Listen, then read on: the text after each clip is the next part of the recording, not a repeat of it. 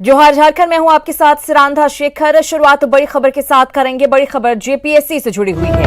7वीं से 9वीं जेपीएससी की पीटी का आवेदन रद्द होगा। पीटी के लिए 1 मार्च से ऑनलाइन दरअसल आवेदन मांगा गया था। जेपीएससी ने आवेदन के लिए विज्ञापन भी निकाल दिया था, लेकिन पीटी में आरक्षण को लेकर पेंच फंस गया, जिसके कारण कार्मिक विभाग ने जेपीएससी से अधियाचना को वापस मांग लिया है। इसके बाद जेपीएससी ने विज्ञापन को रद्द करने का फैसला लिया है। खबर है कि आज जेपीएससी विज्ञापन को रद्द करेगा। इस प्रकरण के बाद एक बार फिर जेपीएससी विवादों में घिर गया है, क्योंकि इससे पहले भी जेपीएससी ने जितनी भी परीक्षाएं ली हैं वो किसी न किसी वजह से विवादों में रही है और एक बार फिर से पीटी को लेकर विवाद है। भुवन हमारे साथ जुड़ गए हैं ज्यादा बातचीत और जानकारी के लिए। भुवन, आपसे जानना चाहूंगी, एक बार फिर से जेपीएससी विवादों में 7वीं और 9वीं पीटी के लिए जो आवेदन दिए गए थे वो वापस ले लिए गए हैं। बिल्कुल सुकन्या, कल से इस परीक्षा के लिए आवेदन मांगे गए थे और 30 मार्च तक फॉर्म ऑनलाइन भरे जाने थे, लेकिन जिस तरह से पीटी में आरक्षण को लेकर के जो विवाद हुआ है और जो पेच फंसा है, तो उसके बाद कार्मिक विभाग ने जेपीएससी को पत्र भेज करके जो नोटिफिकेशन है वो वापस मांगा है। तो कुल मिलाकर के ये देख सकते हैं कि आज जेपीएससी में एक बैठक होने वाली है और दोपहर 12 बजे के करीब में ये परीक्षा जो है वो रद्द हो जाएगी। यानी कि आने वाले समय में जेपीएससी जो सिविल सेवा परीक्षा जो 7वीं से 9वीं की होने वाली थी, टेंटेटिव 5 अप्रैल को इसका डेट भी निर्धारित था, तो फॉर्म बढ़ाने से पहले ही ये विवादों में आ गई है और कार्मिक विभाग इस पर जब आगे कुछ निर्णय लेता है तो उसके बाद ही जेपीएससी को फ्रेश नोटिफिकेशन भेजी जाएगी और उसके बाद फॉर्म भराया जाएगा। तो कुल मिलाकर के आप ये देख सकते हैं कि जो जेपीएससी की जो सिविल सेवा परीक्षा जो होने वाली थी 7वीं से 9वीं परीक्षा, वो फॉर्म कल से नहीं भरा पाएगा और आने वाले जो 5 अप्रैल को परीक्षा पीटी परीक्षा। बिल्कुल, अब देखने वाली बात यही होगी कि इस पर क्या कुछ फैसला आगे लिया जाता है और परीक्षा, ये जो परीक्षा फॉर्म निकाले गए जिसके लिए, वो परीक्षा कब हो पाती है, क्योंकि पहले भी इस तरह से होता रहा है, परीक्षाएं लटकती रही हैं, कई साल तक डिले होता रहा है। बहुत शुक्रिया भुवन इस बातचीत और जानकारी के लिए। एक बार फिर से 7वीं और 9वीं जेपीएससी की जो पीटी होने वाली थी उसका डेट एक तरह से टल गया है अनिश्चितकाल के लिए।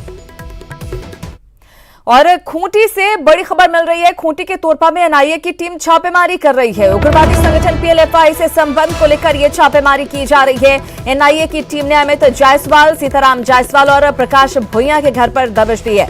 बताया जा रहा है कि टेरर फंडिंग के मामले में यह छापेमारी हो रही है। तो बड़ी खबर आपको खूंटी से दे रहे हैं। अरविंद हमारे साथ जुड़ गए हैं ज्यादा जानकारी के साथ। अरविंद, एनआईए की टीम खूंटी में छापेमारी कर रही है, टेरर फंडिंग का ये पूरा मामला बताया जा रहा है, विस्तार से आपसे जानना चाहूंगी क्या है पूरा मामला। जी बिल्कुल सुकन्या, आज एनआईए के द्वारा पहले सुबह से ही छापेमारी की जा रही है। एनआईए की कई टीम यहाँ पर सुबह ही पहुंच चुकी है और हम जायसवाल है, जयप्रकाश भुइयां है और कई नाम सामने आ रही हैं जिन लोगों के ऊपर में एनआईए का दबिश बढ़ता जा रहा है। हालांकि इससे पूर्व में भी इन लोगों को एनआईए के द्वारा तलब किया गया था, पूछताछ के लिए बुलाया गया था, लेकिन आज सुबह जो है पूरी टीम घरों को। बहुत शुक्रिया अरविंद इस जानकारी के लिए। तो खूंटी पहुंची हुई है एनआईए की टीम, वहां पर छापेमारी चल रही है। दरअसल उग्रवादी संगठन पीएलएफआई से संबंध को लेकर यह छापेमारी चल रही है। एनआईए की टीम ने अमित जायसवाल, सीताराम जायसवाल और प्रकाश भुइयां के घर पर दबिश दी है। और भ्रष्टाचार के खिलाड़ियों और घपलेबाजों के खिलाफ ईडी ने कार्रवाई तेज कर दी है। कल एक ही दिन में ईडी ने झारखंड के कई शहरों में कई कंपनियों के खिलाफ ताबड़तोड़ केस दर्ज किया है। पहला केस लातेहार के चितरपुर में इस्पात लाइज लिमिटेड के खिलाफ दर्ज किया गया, जिसमें कंपनी पर पंजाब नेशनल बैंक से 136.09 करोड़ के लोन में हेराफेरी का आरोप है। ईडी ने इस मामले में कंपनी समेत कुल 8 लोगों पर केस दर्ज किया है। ये कंपनी दरअसल कोल ब्लॉक प्रोसेसिंग वासरी का काम करती है। दूसरा केस गिरिडीह में पोस्ट ऑफिस में गड़बड़ी के मामले में दर्ज हुआ है, जिसमें पोस्ट मास्टर शशि भूषण कुमार, सहायक पोस्ट मास्टर वासुदेव दास और सब पोस्ट मास्टर पवन कुमार सिंह के खिलाफ कांड दर्ज किया गया है। इन सभी लोगों पर पोस्ट ऑफिस में 24 अकाउंट खोलकर 9.3 करोड़ के फर्जीवाड़े का आरोप है। जबकि तीसरा केस धनबाद में दर्ज किया गया है, जिसमें कोयला उठाव करने वाली कंपनी देव प्रभा प्राइवेट लिमिटेड के ऊपर 13.5 करोड़ की मनी लॉन्ड्रिंग के मामले में कंपनी के GM Prakash Chandra, AGM GM BN Singh, project officer Kalyani Prasad, manager AK Pandey और area supervisor and Mandal surveyor Anup Kumar Mahanta के ऊपर कांड दर्ज किया गया है। वहीं ईडी ने चौथा केस गोंडूडीह कुसुंडा कोलियरी में प्रोजेक्ट ऑफिसर रामकृष्ण रमन पर लगभग 1.25 करोड़ की मनी लॉन्ड्रिंग का केस दर्ज किया है। तो ईडी पूरी तरह से एक्शन में है और कई कंपनियां जो भ्रष्टाचार में लिप्त हैं उनके खिलाफ ताबड़तोड़ केस दर्ज किया गया है। और अब बात राष्ट्रपति के झारखंड दौरे की। 3 दिवसीय दौरे पर झारखंड पहुंचे राष्ट्रपति रामनाथ कोविंद अब से कुछ देर बाद गुमला पहुंचेंगे। तो यहां पर बिशुनपुर में विकास भारती के कार्यों को परखेंगे। महामहिम गुमला से सीधे देवघर जाएंगे, जहां वे बाबा बैद्यनाथ मंदिर में दर्शन पूजन करेंगे। पिछले दिनों जब राष्ट्रपति रांची आए थे तब उन्होंने विकास भारती के काम के बारे में सुना, तभी से वो यहां पर आने को लेकर बेहद उत्सुक थे।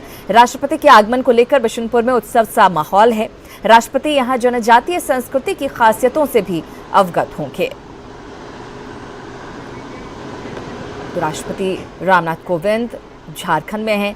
आज उनका गुमला और देवघर जाने का कार्यक्रम है। लगातार न्यूज़ 18 तस्वीरें भी राष्ट्रपति के दौरे की आपको दिखा रहा है। और राष्ट्रपति रामनाथ कोविंद अपने 1 दिवसीय दौरे पर आज देवघर आने वाले हैं और देवघर स्थित बाबा बैद्यनाथ की पूजा अर्चना करेंगे। इसे लेकर यहां पर सारी तैयारियां पूरी कर ली गई हैं। तो देवघर के बाबा मंदिर पहुंचेंगे राष्ट्रपति, उसको लेकर क्या कुछ तैयारियां हैं वो देखें।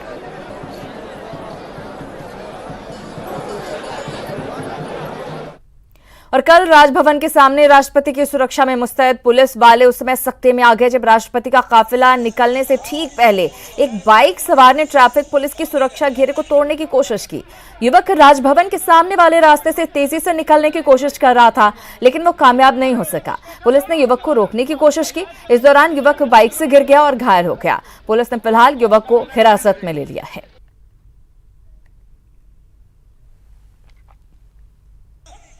और रामगढ़ में 2 दिवसीय रजरप्पा महोत्सव की तैयारियां पूरी कर ली गई हैं। आज मुख्यमंत्री हेमंत सोरेन इसका उद्घाटन करेंगे। इस महोत्सव में बॉलीवुड के साथ ही स्थानीय कलाकार शिरकत करेंगे। इस वर्ष पहली बार आम लोग बिना पास के भी महोत्सव में हिस्सा ले सकेंगे। 29 फरवरी और 1 मार्च को रजरप्पा महोत्सव मनाया जाएगा, यानी 2 दिनों का। इस बार विशेष रूप से छिन्नमस्तिका मंदिर में शाम को जो आरती होती है उसका प्रसारण भी किया जाएगा। CAA, NRC और NPR के खिलाफ कड्रू हाउस के पास जारी धरने में आज CPI नेता कन्हैया पहुंचे। धरने में कन्हैया ने कानून के खिलाफ जमकर हमला बोला और लोगों से इस लड़ाई में शामिल होने की अपील की। कन्हैया ने केंद्र पर सामाजिक सौहार्द बिगाड़कर मूलभूत समस्याओं से लोगों का ध्यान भटकाने का आरोप लगाया। इसके साथ ही कन्हैया ने केंद्र पर लोगों को डरा धमकाकर अपनी मनगढ़ंत नीति लागू करने का आरोप भी लगाया।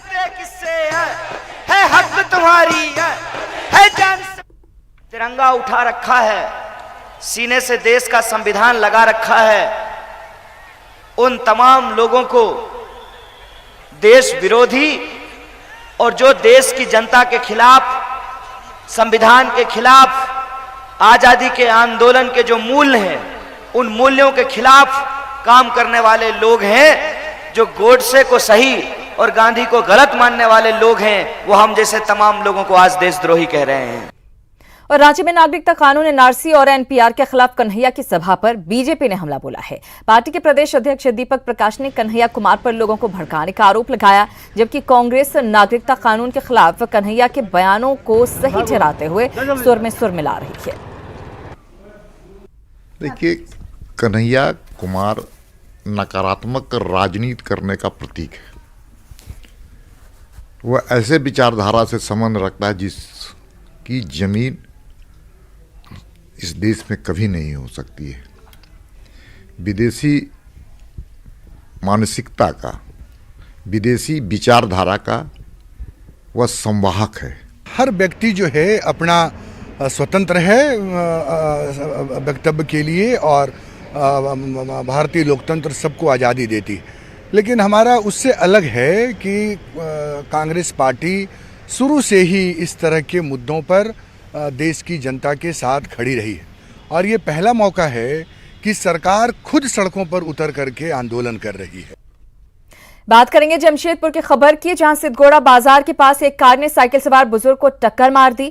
टक्कर इतनी जोरदार थी कि बुजुर्ग काफी दूर जा गिरे। इस हादसे के बाद स्थानीय लोगों ने कार चालक को पकड़ लिया और उसकी जमकर पिटाई की। गुस्साए लोगों ने कार को भी तोड़ डाला। बताया जा रहा है कि बारीडीह निवासी रामकिशन यादव सांची की ओर जा रहे थे, तभी सिद्धगोड़ा बाजार से पीछे से आ रही कार ने साइकिल सवार को चपेट में ले लिया। लोगों के हो हंगामे के बीच मौके पर पहुंची पुलिस ने कार चालक और उसमें मौजूद एक युवक को भीड़ के गुस्से से बचाया और थाने लेकर आई। हाल के दिनों में कई जिलों में लावारिस कुत्तों का कहर देखने को मिला। एक जगह तो एक मरीज की मौत भी हो गई, जिस पर स्वास्थ्य मंत्री ने संज्ञान लिया, जिसके बाद अस्पतालों में एंटी रेबीज की कितनी उपलब्धता है, देखिए ये रिपोर्ट। झारखंड के कई जिलों में आदमखोर हो चुके लावारिस कुत्तों के अब तक कई लोग शिकार हो चुके हैं। इसी हफ्ते गुमला के कामडारा में कुत्ते के काटने से एक छात्र की मौत को स्वास्थ्य मंत्री बन्ना गुप्ता ने गंभीरता से लिया और सभी अस्पतालों में एंटी रेबीज वैक्सीन उपलब्ध कराने का निर्देश दिया।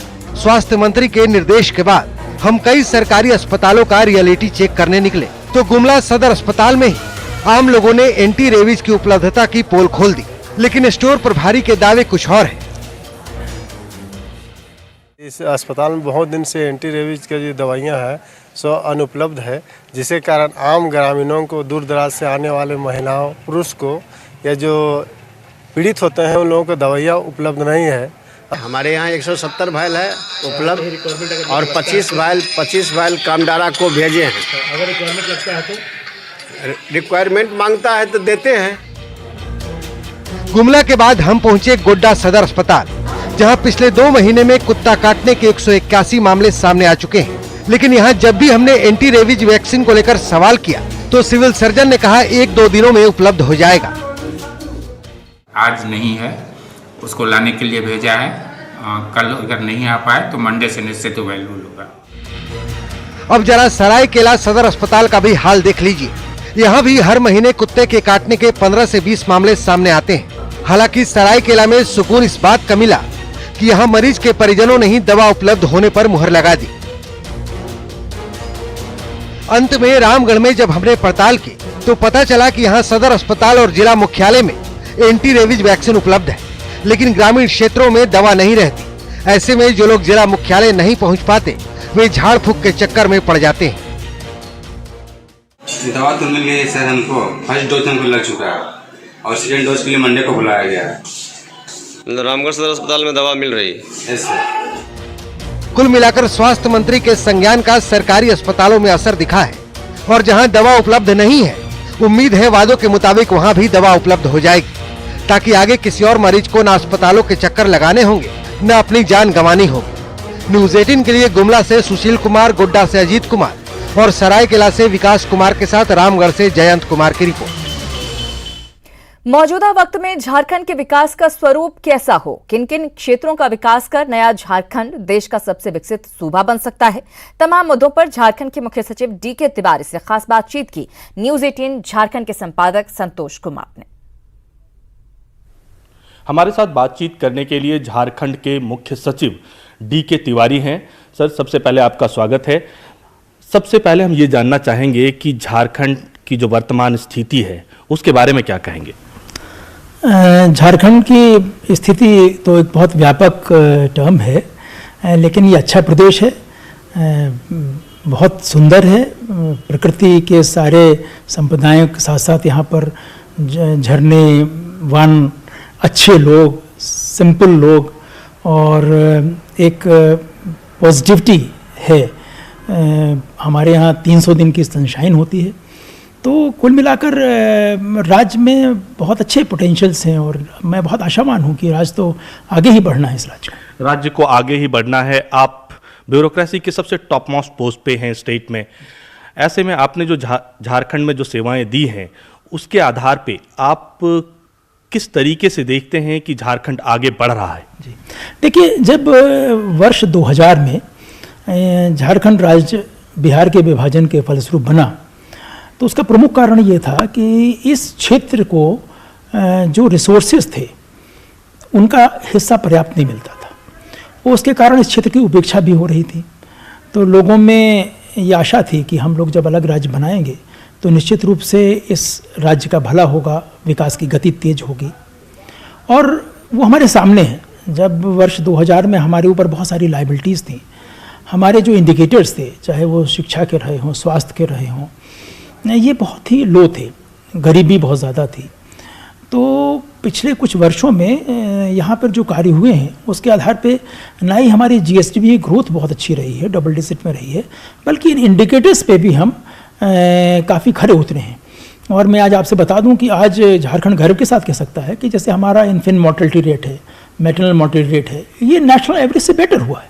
पहले हम लोग सबसे नीचे रहा करते थे। हालांकि जो हमारी अपेक्षाएं हैं, जो उतना हमने सोचा था उतना नहीं हो पाया, लेकिन फिर भी हम लोग एक सही दिशा की ओर निश्चित रूप से जा रहे हैं। आप जैसे कह रहे हैं और जैसा है भी कि झारखंड में नेचुरल रिसोर्सेज की अपार लगभग देश का 40% हिस्सा झारखंड में है। इसके बावजूद आज झारखंड की स्थिति ऐसी आ गई है कि यहाँ पर खजाना खाली हो गया है, ऐसा कहा जा रहा है। तो क्या आपको लगता है कि इस खजाना खाली होने के पीछे वजह क्या रही और आगे कैसे अब आगे बढ़ा जाएगा? जी देखिए, कहीं भी किसी भी क्षेत्र में नेचुरल रिसोर्सेज जो होना, ये डबल दुधारू तलवार है। एक तरफ तो लगता है कि बहुत अधिक आपके यहाँ आपकी धरती में रत्न लगे हुए हैं, अंदर लगे हुए हैं, लेकिन जब उस माइंस पे आपका एकाधिकार नहीं होता है, उसमें नियम कानून केंद्र सरकार के होते हैं, उनमें स्वामित्व केंद्र सरकार की कंपनियों का होता है, तो जब उनका दोहन होता है, खनन होता है और उसके पश्चात उसके साइड इफ़ेक्ट्स बहुत ज़्यादा होते हैं। मैं आपसे बताऊं, पर्यावरण को नुकसान होता है, यहाँ की जो खेतिहर ज़मीन है वो बंजर हो जाती है, यहाँ के लोगों को स्वास्थ्य की समस्याएं होती हैं जिन जिन क्षेत्रों में इस तरह की माइनिंग है। तो यहाँ का पानी प्रदूषित हो जाता है। आपको बताऊँ, कहीं लाल पानी मिलेगा, कहीं सफ़ेद पानी मिलेगा, डिपेंडिंग अपॉन द ओवर जिस एरिया का है। तो जितना यहाँ पर रिच सॉइल है, उस हिसाब से अगर हमने अच्छी तरह से उस रिसोर्स का प्रयोग नहीं किया तो वो क्षरण होता रहेगा। तो इसमें बहुत ध्यान देने की ज़रूरत है। तो हम लोगों ने अभी इसलिए जो DMFT का एक स्वरूप आया वो 1-2 वर्ष पूर्व आया, हमको उस ओर ध्यान देना है। हमारे रोड डैमेज हो रहे हैं, बहुत हैवी ट्रक्स चलते हैं मिनरल्स के। अभी राज्य सरकार ने ये क्लेम किया है कि केंद्र सरकार से भी जितनी रॉयल्टी हमें मिलना चाहिए, केंद्र सरकार से मुझे जितना हमारी ज़मीन का मुआवजा मिलना चाहिए, उतना संभवतः नहीं मिला, और अगर वो मिलेगा तो हमारे रिसोर्स बढ़ेंगे और उनका सदुपयोग बढ़ेगा। तो नेचुरली इन चीज़ों के लिए हमें अधिक मात्रा में मुद्रा चाहिए होती है, जो उतनी पर्याप्त नहीं हो पाई जितना कि अपेक्षा थी। और मुझे लगता है कि हमारे अपने रिसोर्सेज को भी हमें बढ़ाने की आवश्यकता है। लेकिन एक चीज़ आप अभी जो कह रहे हैं कि जिस तरीके से दोहन हुआ है उसमें नॉर्म्स को ताक पे रख दिया गया है, क्योंकि पर्यावरण का भी नुकसान हो रहा है, पानी लाल हो रहा है, तो क्या इससे आम लोगों को भी परेशानी हो रही होगी? तो क्या जो नॉर्म्स हैं, क्या बहुत ज़्यादा दोहन किया जा रहा है और राज्य की हिस्सेदारी नहीं मिल पा रही है उस तरीके से जितनी मिलनी चाहिए? नहीं, एक्चुअली हम लोग जो हैं, ये गवर्नमेंट कंपनीज़ हैं जो ज़्यादातर माइनिंग करती हैं, चाहे वो सेल हो चाहे CCL हो, तो हमको रिस्पॉन्सिबल बनना पड़ेगा। और जो नॉर्म्स हैं किसी माइंस को क्लोज़ करने के, उसको हरा भरा रखने के, जैसे विदेशों में होता है, वो थोड़े एक्सपेंसिव ज़रूर हो सकते हैं, लेकिन वो करने की आवश्यकता है। पूर्व में इतनी जागरूकता नहीं थी, इतने सारे इन्फोर्समेंट्स नहीं थे, इतने सारे हम लोगों ने नियम कानून नहीं बनाए थे। अब जागरूकता बढ़ी है और अब निश्चित रूप से हमें ये करना पड़ेगा कि हम लोग नई तकनीक का प्रयोग करें। अब ज़रूरी नहीं कि आप रास्ता काटें, पहाड़ काटें, ट्रक्स को ले जाएं। अब आप नई तकनीक का प्रयोग करते हुए मिनिमम डैमेज टू एनवायरनमेंट के साथ, लोगों को कम से कम दिक्कतें हों, उसके साथ भी आप खनन कार्य कर सकते हैं। और उसका सही अगर हक राज्य सरकार को मिलता रहेगा तो उस क्षेत्र में भी तो हमें मिलेगा ही, लेकिन रिसोर्सेज हमें अन्य क्षेत्रों में भी ले जाने पड़ेंगे, लाने पड़ेंगे। और दूसरा, यहाँ पे अवसर भी लोगों को क्रिएट करने पड़ेंगे जिससे लोगों को रोज़गार मिल सके। और मुझे लगता है कि हम लोगों ने इंफ्रास्ट्रक्चर पे ध्यान दिया, इंफ्रास्ट्रक्चर काफ़ी मामलों में अच्छा भी हुआ है, लेकिन अब हम लोगों का फोकस होना चाहिए समाज के प्रति, आम आदमी के प्रति, गाँव के प्रति, कृषि के प्रति।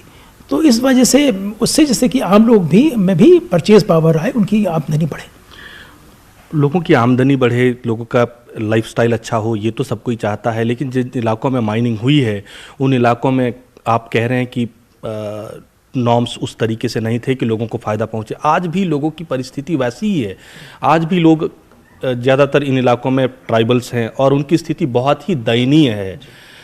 उनके लिए भी कुछ करने की सोच रहे हैं आगे? हाँ, हाँ बिल्कुल, और मैं तो ये मानता हूँ कि जो हमारा डिस्ट्रिक्ट मिनरल फंड है वो पूर्णतया से अफेक्टेड एरियाज़ में ही प्रयोग उनका किया जाना चाहिए। और यहाँ पर हम लोगों ने करना शुरू किया है कि अब हम लोग ये इंश्योर करेंगे कि कम से कम सही पानी मिले आम जनता को, और ना ही अब चापाकल बल्कि नल से पानी मिले। इसके लिए हम लोग 3-4 वर्षों में ये इंश्योर कराएंगे। यद्यपि हम लोग अभी सिर्फ 6-7% जनता को ही नल से पानी दे पा रहे हैं, लेकिन हमारा ये एम्बिशियस टारगेट रहेगा कि 3-4 साल में हम लोग प्रत्येक घर में नल से जल की आपूर्ति करें। और वास्तव में ये भी करें कि लोगों को इस तरह की पॉलिसीज़ हों कि लोगों को रोज़गार मिल सके और उनको हेल्प कर सकें हम लोग रोज़गार ढूंढने में। तो और कृषि के क्षेत्र में भी जो एलाइड सेक्टर्स हैं, जैसे फिशरीज़ में अपार संभावना है, हॉर्टिकल्चर में बहुत अच्छी संभावना है, तो उस ओर भी ध्यान देने से निश्चित रूप से खुशहाली गाँव में आएगी। खुशहाली गांव में आएगी, लेकिन एक बार फिर से मैं आपको, वो खजाना खाली है, आगे कैसे रास्ता निकलेगा ये सब हर कोई जानना चाहता है। और चीफ सेक्रेटरी झारखंड से ये जानना चाहेगा कि क्या आगे अंधकार है या उजाले की किरण भी दिखाई पड़ रही है? नहीं, अभी जो ये अंधकार है वो बिल्कुल समझ लीजिए कि जो सुबह होने के पहले वाला अंधकार है, बिल्कुल भोर होने वाली है, अंधेरा छटेगा। और मैं आपसे बताऊं कि कुछ हम लोगों को 3-4 महीने का जीएसटी गवर्नमेंट ऑफ इंडिया से नहीं मिला है, तो सेल्स टैक्स पे तो अब राज्यों का नियंत्रण नहीं रहा जब से जीएसटी रिजीम शुरू हुआ है। लेकिन अन्य क्षेत्रों में जैसे हम लोगों ने अभी काम किया, एक्साइज में हम लोगों का रेवेन्यू बहुत ख़राब हो गया था। और इसका मतलब ये नहीं है कि अगर आप एक्साइज बंद कर दें तो वो रेवेन्यू या आम जनता को लाभ मिलता है, वो लाभ स्मगलर्स को, बूटलेगर्स को, अन्य असामाजिक तत्वों को मिलना शुरू हो जाता है जब सही ढंग से आप चीज़ें लागू नहीं करते हैं। तो उसी तरह से ट्रांसपोर्ट में हमें रेवेन्यू बढ़ाने की ज़रूरत है। रेवेन्यू हमारा जो लैंड रेवेन्यू है, जो हम लोग ज़मीनें लोगों को दे रहे हैं, उनका सही दाम मिले। और हमारा जीएसटी बेस और ज़्यादा बढ़त करने की आवश्यकता है। जो वहाँ पर लूप होल्स हैं उनको प्लग करने की ज़रूरत है, जिससे कि हमारे जो थोड़े से कहीं कहीं पाया गया है, पूरे भारतवर्ष में पाया गया है, झारखंड में भी है, कि कुछ फ्रॉड्स हो रहे हैं, कुछ इलीगल ड्रॉल्स होते हैं, उनको भी हमें प्लग करने की ज़रूरत है। उस दिशा में हम लोग अब आगे बढ़ रहे हैं। तो मेरा ये मानना है कि हम लोग रेवेन्यू ग्रोथ अच्छी कर पाएंगे। अच्छा, जिस तरह आप कह रहे हैं कि लोन बहुत अधिक है, तो झारखंड के ऊपर कितना लोन है, प्रति व्यक्ति कितने के कर्ज तले दबा हुआ है अभी? नहीं, मैं फिर से आपसे बता दूं कि ये नहीं है कि हमारी स्थिति देश में सबसे खराब है। हमारी स्थिति लगभग बीच में है। कुछ राज्यों की हालत हमसे भी ज़्यादा ख़राब है, 3-4 राज्यों की। और जैसे मैंने आपको बताया कि जीएसडीपी का अब करीब 26 से 27% टोटल लोन हो गया है। कोशिश ये होनी चाहिए इसको हम 25% से कम रखें।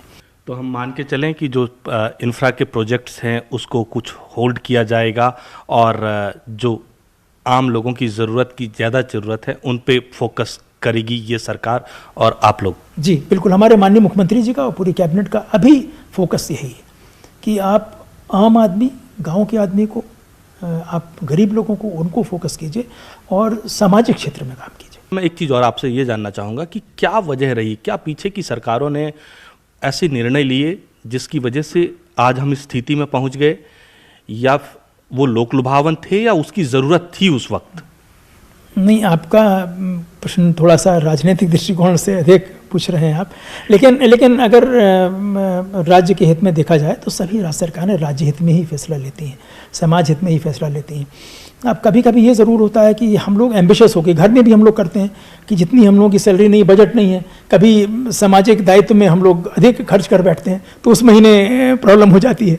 तो इस प्रकार से ये अस्थायी चीज़ें होती हैं और इसको फिर थोड़ा टाइम लगता है ठीक करने में। तो ये सारी चीज़ें मददगार होंगी नए झारखंड के निर्माण में? बिल्कुल होंगी, और हम सब लोग मिल के कोशिश करेंगे कि अधिक से अधिक बेहतर इस राज्य को कर सकें और अच्छे से अच्छे परिणाम दे सकें। और जो राज्य सरकार का निर्देश होगा उसको ब्यूरोक्रेसी पूरी तरह से उसका पालन करेगी। धन्यवाद। डीके तिवारी जो कि मुख्य सचिव हैं झारखंड सरकार के, और वो साफ कह रहे हैं कि किस तरीके से नए झारखंड के निर्माण में ब्यूरोक्रेसी मददगार साबित हो सकता है, क्योंकि ब्यूरोक्रेसी ही वो रीढ़ की हड्डी है जिससे कि आगे पूरा शरीर सुदृढ़ हो सकता है। और झारखंड की अग्रणी टीएमटी सरिया कंपनी मोंगिया स्टील की ओर से गिरिडीह के टुंडी रोड स्थित कार्यालय में T20 कैलेंडर धमाके का लकी ड्रॉ निकाला गया, जिसमें 100 लोगों को उपहार दिया गया। मुंगिया स्टील कंपनी के डायरेक्टर हरविंदर सिंह और बलविंदर सिंह ने लकी ड्रॉ के माध्यम से इनाम की घोषणा की। डायरेक्टर हरविंदर सिंह ने बताया कि मुंगिया स्टील ने बिहार झारखंड में 50,000 लोगों को कैलेंडर बांटा है और वो लोग ही इस लकी ड्रॉ में शामिल हो सकते हैं। ये लकी ड्रॉ हर महीने निकाला जाएगा और आज फरवरी महीने का ड्रॉ निकाला गया। इस मौके पर मुंगिया स्टील कंपनी के मार्केटिंग हेड मोहम्मद आदिल सिद्दीकी ने बताया कि सिर्फ घर में कैलेंडर लगाने से ही नहीं, बल्कि कुछ प्रक्रिया को पूरी करने के बाद ही उनका नाम लकी ड्रॉ में शामिल किया जाएगा। पहले पुरस्कार में जहां बाइक है, वहीं दूसरे पुरस्कार में फ्रिज और तीसरे पुरस्कार के तौर पर LED टीवी दिया जाएगा। इसमें हम लोग हर महीने 100 आदमी को 50,000 कैलेंडर है, इसमें 100 आदमी को गिफ्ट देते हैं। 12 महीने चलेगा, पूरे साल भर चलेगा। कैलेंडर में सारा है 50,000 कैलेंडर्स हमने बांटे हैं और उसमें से 100 आदमी को गिफ्ट मिलेगा हर महीने। मुंगिया स्टील लिमिटेड द्वारा वर्ष 2020 में जो एक इनोवेटिव कैलेंडर लॉन्च किया गया, इसमें हम लोगों ने 50,000 लोगों को कैलेंडर डिस्ट्रीब्यूट किया है पूरे झारखंड और बिहार में। ये झारखंड और बिहार में ही सिर्फ लागू है, इसके अलावा अदर स्टेट वाले को ये इससे कोई लाभ नहीं होगा, वो लाभान्वित नहीं हो पाएंगे। लेकिन एक ज़रूरी बात ये है कि लोग समझ रहे हैं कि सिर्फ हम कैलेंडर अपने घर में टांग दिए हैं और हम इनलिस्ट हो गए हैं प्राइज़ के लिए, तो ऐसी बात नहीं है। पीछे यहाँ पे टर्म कंडीशन लिखा हुआ है और इस टर्म कंडीशन के आधार पर ही आप इनलिस्ट हो पाएंगे और पुरस्कार पा पाएंगे।